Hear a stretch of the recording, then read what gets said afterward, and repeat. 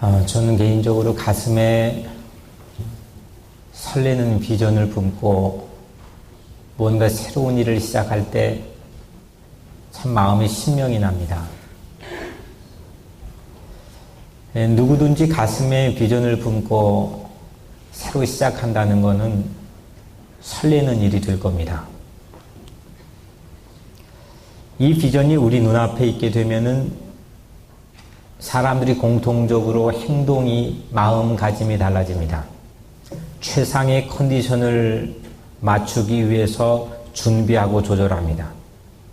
숙면을 취하기도 하고 마음을 가다듬기도 하고 운동을 해 체력을 비축하기도 하고 특별한 식단 메뉴로 배를 부르게 하기도 합니다. 그런데 참 희한하게도 예수님은 새 나라에 대한 비전을 가지고 시작한 공생의 첫날에 밥을 안 먹기 시작했습니다. 그것도 하루 이틀 40일 동안 밥을 안 먹기 시작했습니다. 2절의 마지막 문장에 줄이신지라 He was hungry.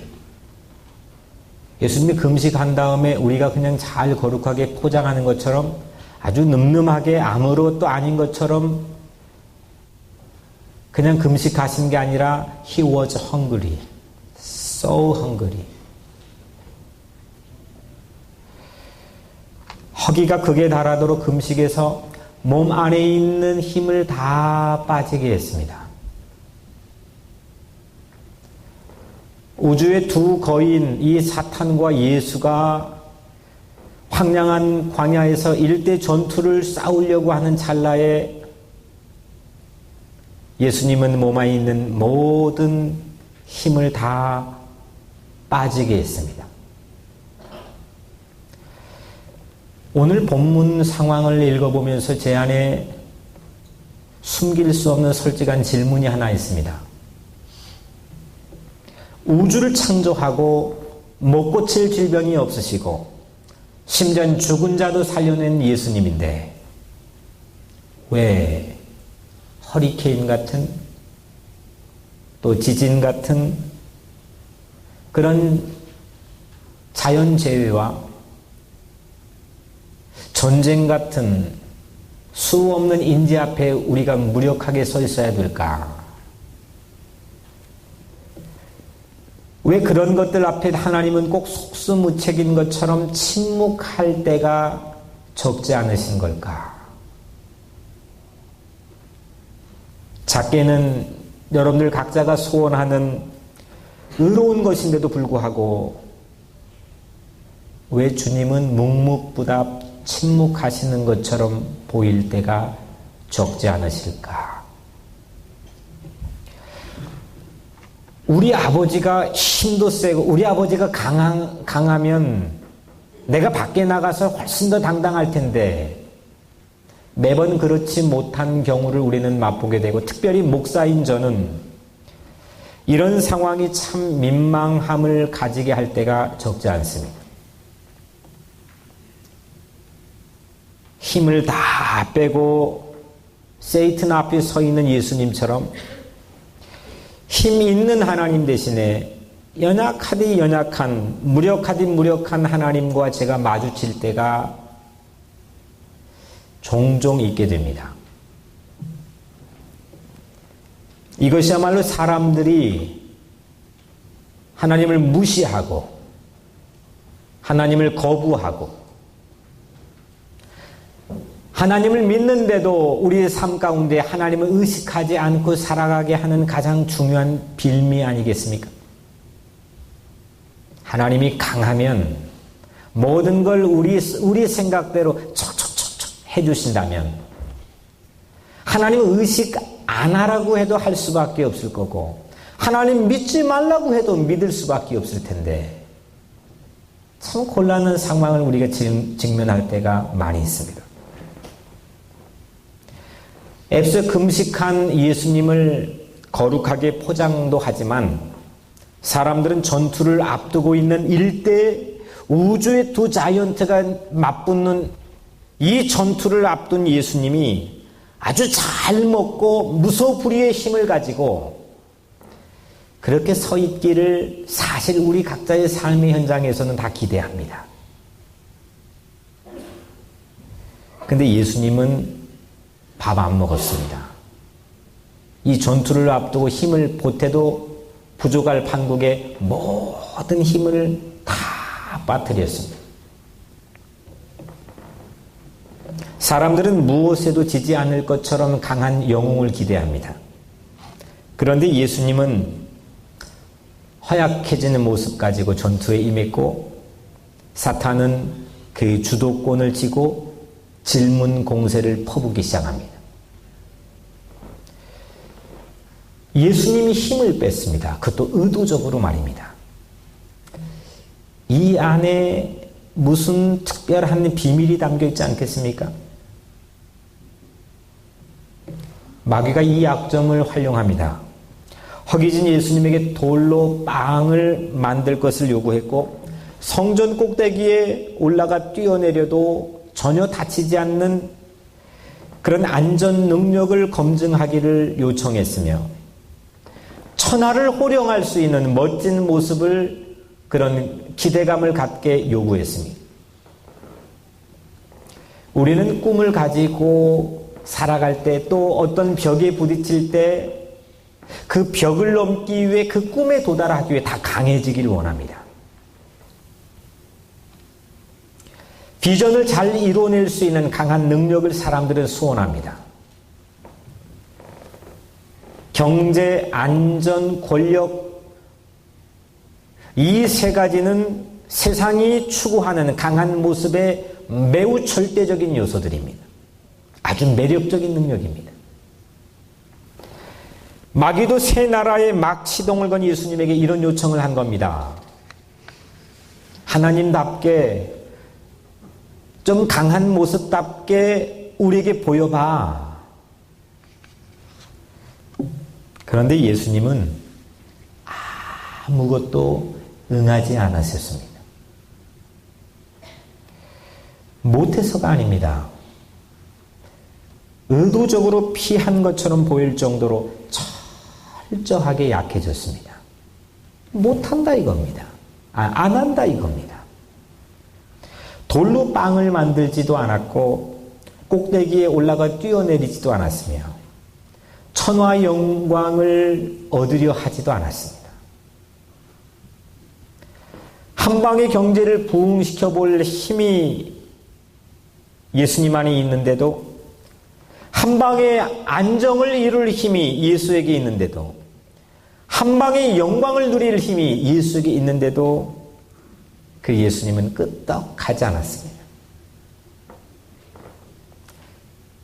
사탄은 강해지는 것을 요구하며 세 가지 질문을 던졌지만 예수님은 안 한다, 못한다, 거절하시며 마치 핀치에 몰리는 것처럼 우리 눈에 보여집니다. 그냥 배고픈 모습 그대로 서 계셨습니다. 저라면 이런 상황을 빠져나온 후에 이 상황을 어떻게 처리했을까? 제가 이런 고민하냐면 지금 광야에는 목격자가 없습니다. 아니 다른 복음서의 기사나 이적들에는 목격자들이 있습니다. 근데 이 사건에는 목격자가 없습니다. 자신의 약함이 고스란히 드러나는 갈등의 순간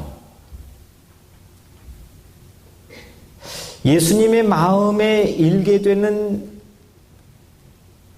아주 순수한 철저한 이 갈등의 순간을 저 같으면 아무에게도 말하지 않고 쉬쉬하지 않았을까요? 뭐라고 이거를 사람들이 공개합니까?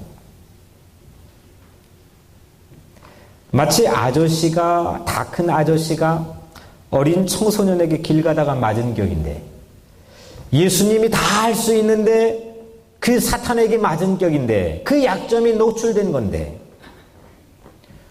어디 민망해서 고발이나 할 수 있겠습니까? 그런데 예수님은 목격자가 없어 자칫 파묻힐 뻔한 상황을 아주 세세하게도 제자 마태에게 불러서 세세하게 또 누가에게도 다 일러주었습니다. 다시 말하면 예수님은 사탄 앞에서 약해진 모습을 일부러 공개한 겁니다. 이거 해봐, 이거 안 해. 이것도 해봐, 이거 안 해. 이거 하면 강하게 보일 거야, 그것도 안 해. 필립 얀시라고 하는 미국의 아주 유명한 기독교 저술가가 내가 알지 못했던 예수라는 책을 썼는데 제 그 책을 읽어보니까 만약 예수님이 사탄의 시험에 굴복했다면이라는 가정하에서 그 가정을 설정하며 외경, 성경이 아닌 외경의 복음서를 소개해 줍니다. 외경을 보면 아기 예수가 진흙을 가지고 새를 빚어서 거기에 호흡을 불어넣으니까 그 새가 날아갑니다. 이미 죽어버린 말라 비틀어진 물고기를 물속에 넣으니까 그 물고기가 헤엄을 쳐다닙니다. 예수 함께 놀던 아이를 염소로 만들어서 그 염소를 교훈을 해줍니다.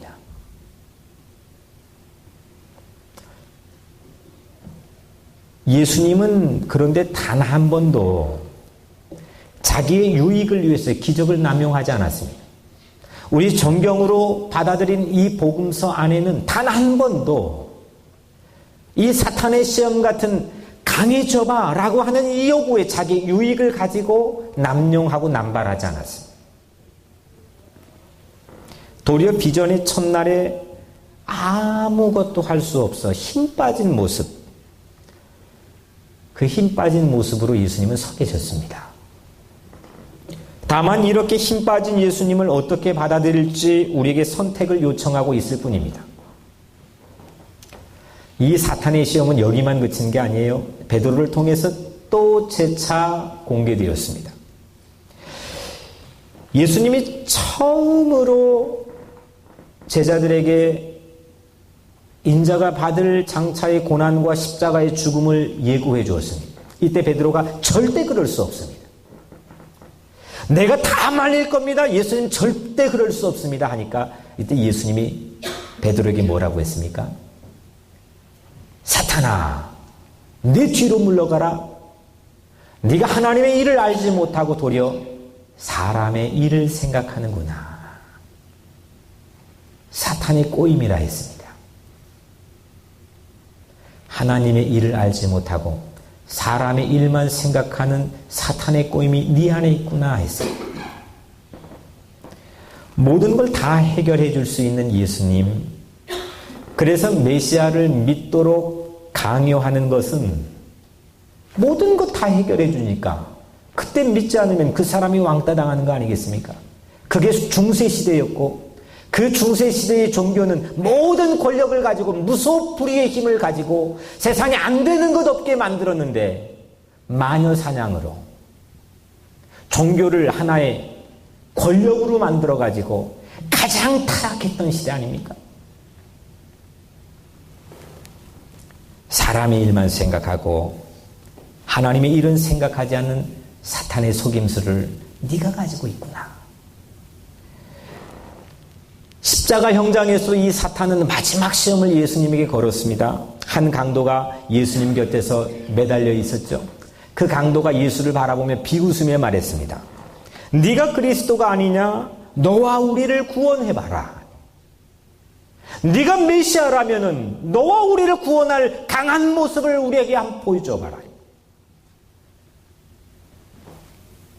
그 밑에 처형장에 있던 구경꾼들도 맞장구 쳤습니다. 저가 남을 구원하였으니 만일 하나님이 택하신 자 그리스도이면 자신도 구원할지니라.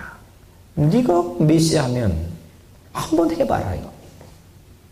이건 예수님이 공생의 첫날부터 마지막 숨을 꼴딱꼴딱 넘어가는 순간까지도 예수님의 일생을 끌고 온 가장 중요한 시험입니다. 근데 예수님은요, 여러분들이라면 어떻게 했겠습니까? 예수님은 맨몸으로 아무런 저항할 기색도 없이 더 무장해봐야지, 더 강해져 봐야지. 이런 기색 하나도 없이 가장 연약한 모습으로 십자가에 달려 돌아가셨습니다. 이 사탄의 시험은 예수님의 인생에 계속되었고 예수님은 모든 시험을 그때마다 거절하셨습니다. 그래서 도스토옙스키라고 하는 유명한 문호가 있잖아요. 그의 까라마초프가의 형제들이라는 아주 엄청난 작품이 있잖아요. 이 작품 명작에 예수님의 시험받는 오늘 우리가 읽는 본문을 그 작품의 중심의 센터에 놓았습니다. 존 밀턴이라고 하는 대서사시 신라곤이라고 하는 유명한 작품이 있잖아요. 그 속편을 썼을 때도 우리 모두 다 예수님의 십자가의 죽음이 센터라고 하는데 이 통찰력이 있는 이 존 밀턴은 예수님의 십자가 대신 이 광야의 시험을 예수님의 삶의 중심으로 자기의 문학을 장식했습니다.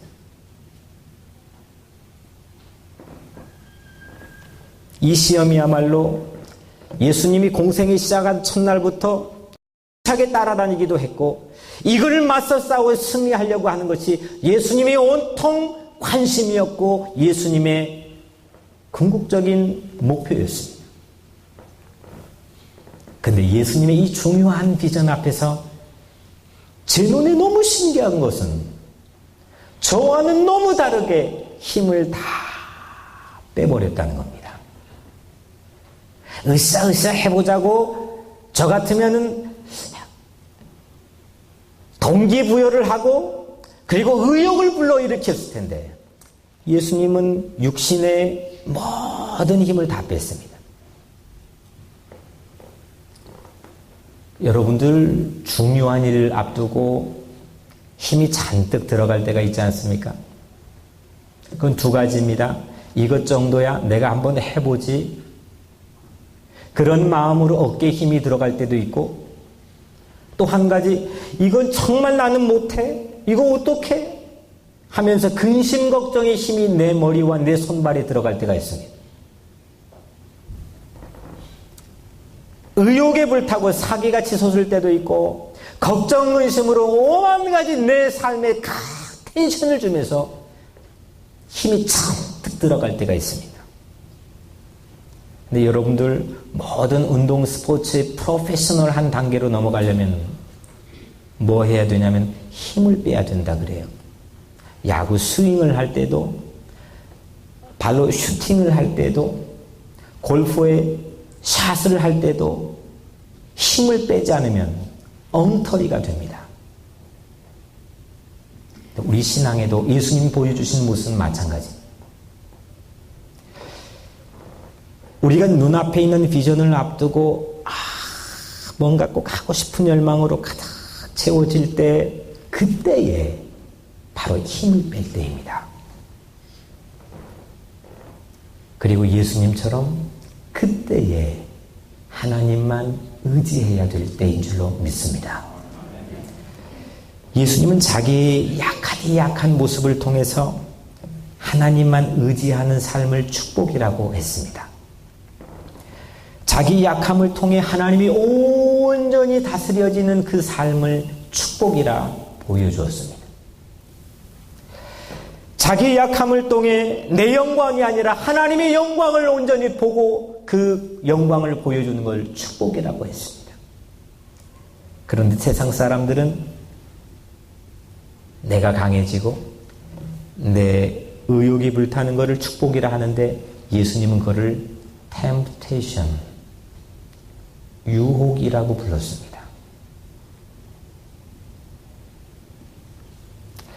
예수님이 사탄의 시험에 무엇라고 대답했습니까? 사람이 떡으로만 살 것이 아니요 하나님의 입으로부터 나오는 모든 말씀으로 살 것이니라. 떡 몇 개 만들지 않아도 하나님 말씀을 의지해 사는 것이 축복이기 때문입니다. 주 너의 하나님을 시험하지 말라. 하나님을 시험하면서 사는 것이 아니라 하나님이 다스리는 곳, 성전 꼭대기에서 아무리 뛰어내려도 나 하나 다치지 않았다고, 그 기적 한번 경험했다고, 그게 내 삶의 강함이 아니라 하나님이 다스려지는 곳, 그곳이 가장 안전한 곳인 걸 예수님은 봤기 때문입니다. 주 너희 하나님께 경배하고 다만 그를 섬기라. 하나님만 예배하며 그분의 영광을 보고 사는 것이 축복이라고 예수님은 확신했습니다. 만약 자연재해나 우리가 무력하게 마주쳐야 될 인재나 질고나 고난이나 고통, 이 모든 걸 거침없이 해결할 수 있는 예수님이 우리 눈앞에 있다면, 그래서 누구든지 예수님 믿기 쉽고 도리어 믿음을 강요받는 세상이 된다면, 그 종교가 권력이 되는 세상이 된다면 아마 우리는 중세시대로 또 돌아갈 겁니다. 그리고 더 타락할 겁니다. 그리고 주님을 사랑하지 못할 겁니다. 중세시대에는 교회가 그 권력을 가지고 세 가지 시험 정도는 모든 걸 강하게 대처했습니다. 못하는 게 없었습니다. 하지만 주님을 사랑하지는 못했습니다. 예수님이 훨씬 멋지게 떡을 부풀려 그 이후에 5,000명 먹인 적 있잖아요. 얼마나 멋집니까? 근데 그 사건이 끝나자마자 그 자리에서 요한복음 6장에 유대인들이 억신각신 다투고 예수님께 항의하는 장면이 펼쳐지지 않습니까? 다 해주면 될 것 같은데 그거 아시고 저 사람들이 나를 잡아 임금 삼으려는 줄 아시고 자기 혼자 산으로 올라가시니라. 그 사건 끝나자마자 바로 그 다음 절에서 예수님의 뒷모습을 보여주었습니다. 때마다 다가오는 예수님에게 다가오는 사탄의 시험과 이 꼬임을 예수님은 능히 관찰하시고 그거를 능히 이기셨습니다. 사람 마음을 갖는 유일한 능력은 뭘까요? 예수님이 사탄의 꼬임에 굴복해서 그 다 가지시고 보여줘가지고 그걸 가지고 사람 마음을 얻을 수 있다고 생각하십니까? 그거 가지고 자식 마음을 얻을 수 있다고 생각하세요? 그거 가지고 내 배우자의 마음을 얻을 수 있다고 생각하십니까? 천만에요. 사람 마음을 정복할 수 있는 유일한 한 가지는 오직 사랑뿐입니다. 사탄을 일거에 캐고시켜서 이겨가지고는 사랑받기도 사랑하기도 어렵습니다. 잠시 열광할 수 있겠지만 인간은 끊임없이 강해지고자 할 뿐입니다. 아담처럼 바벨탑을 지은 사람들처럼 그 사람들 다 하나님 같아지려고 하는 교만을 가졌습니다. 하나님이 우리에게 뭘 원하는지 아세요?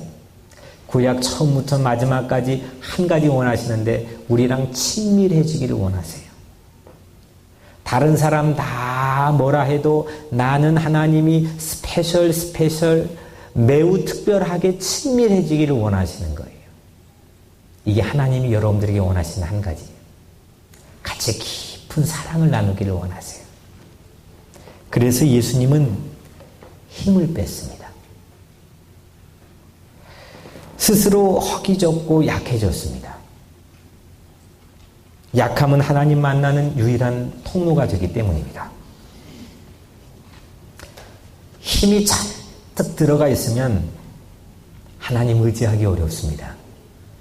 어깨에 힘이 잔뜩 들어가 있고 고개를 빳빳이 쳐들고 있으면 하나님 없으면 안 돼요. 하나님만이 나의 구세주고요. 하나님 손 붙들고만 살고 싶어요. 이게 마음 깊숙이 나오는 것은 불가능합니다. 여러분들의 주머니에 수천만 달러가 붙어 있다면 하나님밖에 없습니다. 하나님 나를 붙들어 주시고 나를 인도해 주옵소서. 이 고백이 마음 깊숙이 나오기는 불가능한 일인 겁니다. 이 수없는 광야 같은 세상에 돌들을 떡덩이로 만들게 하여 내 창고에 가득 넣어둔다면 하나님밖에 없습니다. 내 삶을 구원해 주신 이는 하나님밖에 없습니다. 고백하기는 불가능한 일입니다. 중요한 비전 앞에서 지나치게 의욕이 앞서고 우리의 어깨에 힘이 들어가 있으면 하나님의 다스림을 맛보기가 어렵습니다. 불필요한 힘을 빼시길 바랍니다. 교만한 힘을, 근심 걱정, 내 삶이 감당하지 못하는 어려운 힘을 다 모두 머리에서 발끝까지 빼시길 바랍니다. 그때 하나님의 사랑이, 하나님의 놀라우신 사랑이 여러분들을 다스려 주실 줄로 믿습니다. 이에 마귀는 예수를 떠나고, 오늘 마지막 엔딩 장면입니다. 이에 마귀는 예수를 떠나고 천사들이 나와서 수종드니라. 그 무력하게 난 이것도 못해 이것도 안 해 했던 연약해져 있는 허기졌던 예수님에게서 마귀가 떠나가고 천사들이 와 수종들면서 하나님의 다스림을 맛보기 시작하는 겁니다. 이게 예수가 선택한 길이고 예수가 우리에게 요구하는 길입니다. 약함을 통해 하나님의 통치가 임할 것입니다.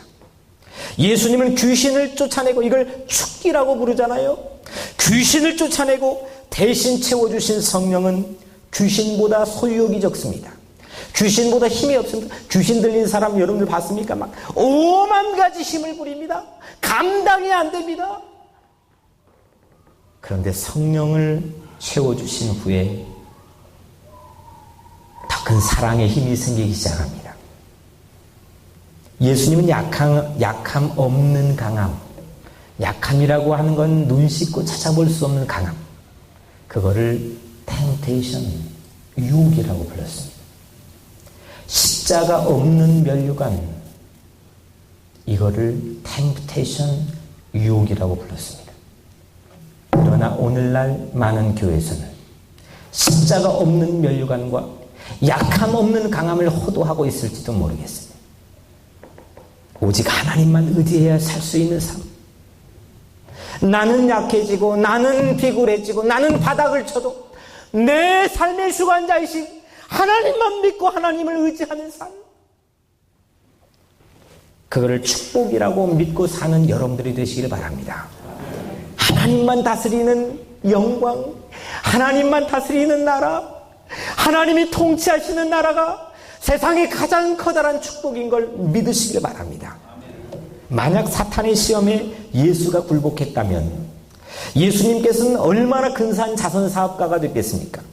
아마도 노벨 평화상 정도는 수상했을 거고, 백악관 앞에 한쪽에는 돌덩이 들고 한쪽에는 손을 들고 있는 동상이 이곳저곳에 세워졌을 텐데, 그런 동상 세상에 눈 씻고 찾아봐도 하나도 없고 오직 십자가에 달려 돌아가신 연약해진 예수님만이 세상에 온 방방곡곡에 있습니다.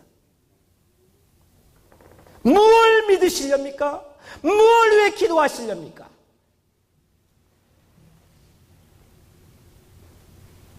우리에게 있는 대제사장은 우리 연약함을 동정하지 못하실 리가 아니요, 모든 일이 우리와 똑같이 시험을 받은 자로 돼 그분은 죄가 없으시니라. 다 할 수 있는데, 죄가 없는데도 우리와 같은 자리에 고난을 받으시고 우리와 같은 자리에 시험을 받으시고 약해지신 그 주님은 여러분들을 몽땅 도와주시고 여러분들과 늘 함께 동행해 주신다는 겁니다. 예수님이 비전으로 계시한 공생의 첫날처럼, 그 첫날처럼 우리도 불필요한 힘을 머리에서, 가슴에서, 어깨에서, 손에서, 팔에서 다 빼는 사순절이 되기를 주의 이름으로 축복합니다. 그가 시험을 받아 고난을 당하셨은즉 시험 받는 자를 능히 도우실 수 있느니라. 예수님이 고난을 받으셨기 때문에, 예수님이 약해졌지만 사탄을 이겨 승리하셨기 때문에 우리 연약한 우리의 삶 가운데 오셔서 고난받는 우리들을 능히 도와주실 수 있다고 하는 예수님의 말씀입니다. 사랑하는 성도 여러분, 약함이 축복입니다. 이건 여러분들을 호도하려고 하는 말이 아닙니다. 성경이 우리에게 말하고 있는 진리입니다. 약함이 축복입니다. 십자가가 오직 우리 삶의 능력입니다. 예수님은 십자가를 통해 하나님의 사랑을 맛보게 하지 않았습니까? 그 달콤한 사랑, 세상에 가서 구경해 볼 수가 없는 그 사랑, 그 사랑을 그 연약한 십자가를 통해서 우리에게 맛보게 했습니다. 축복이 져 있습니까? 그곳이 하나님의 사랑으로 배부를 수 있는 축복된 자리입니다. 안전이 위협받고 있습니까? 그 자리가 하나님 보호를 받을 수 있는 복된 자리입니다. 자존심이 훼손되었습니까? 그곳이 하나님의 영광을 맛보고 체험할 수 있는 복된 자리인 걸 믿으시길 바랍니다. 나의 약함을 통해 하나님의 사랑에 더 깊이 눈이 떠지는 여러분들의 축복된 삶이 되기를 주의 이름으로 간절히 축복합니다. 기도하겠습니다.